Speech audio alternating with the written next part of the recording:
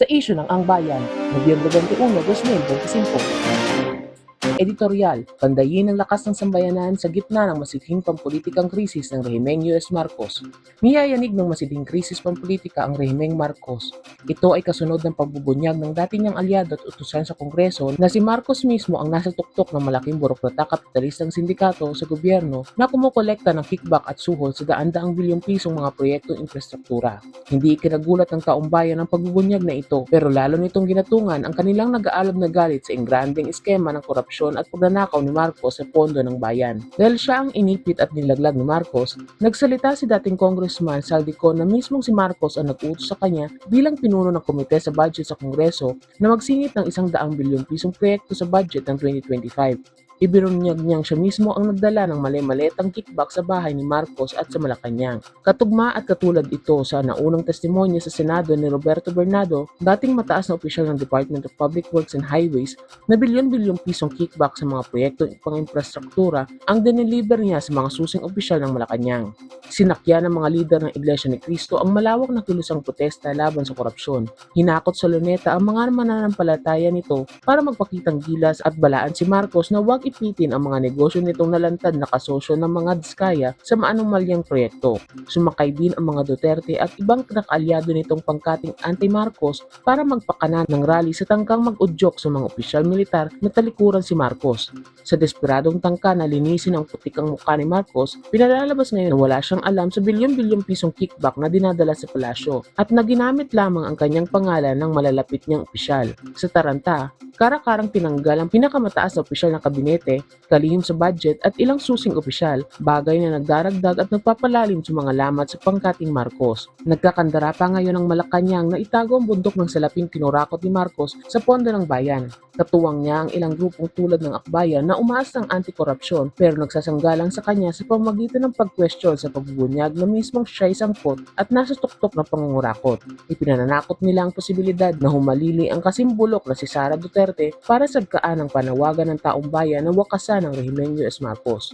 Nakatunghayang imperialistang amo ni Marcos. Sa pamamagitan ng kontrol nito sa AFP, patuloy na nananatiling buo ang suporta ng US kay Marcos. Dala nito ang linya na pakaraan ng China ang destabilisasyon laban kay Marcos. Gayunman, nakahanda itong ilipat ang suporta sa ibang paksyon na patuloy na magtataguyod sa interes sa ekonomiya, politika at militar ng US sa bansa.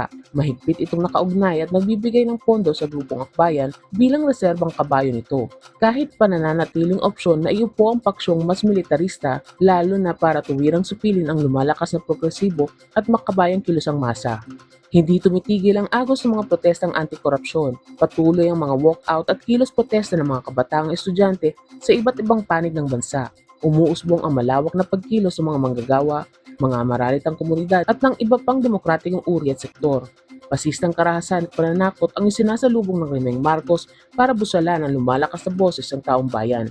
Sa Nobyembre 30, araw ng paggunita kay Andres Bonifacio, bayani ng Pilipinong anak pawis, inaasahan ang pagbahamuli ng taong bayan sa Luneta at iba't ibang panig ng bansa para ipamalas ang galit sa korupsyon. Alinsunod sa panawagang papanagutin ng lahat ng sangkot sa korupsyon, palakas ang sigaw ng taong bayan para patalisikin o pagbitiwin si Marcos at Duterte.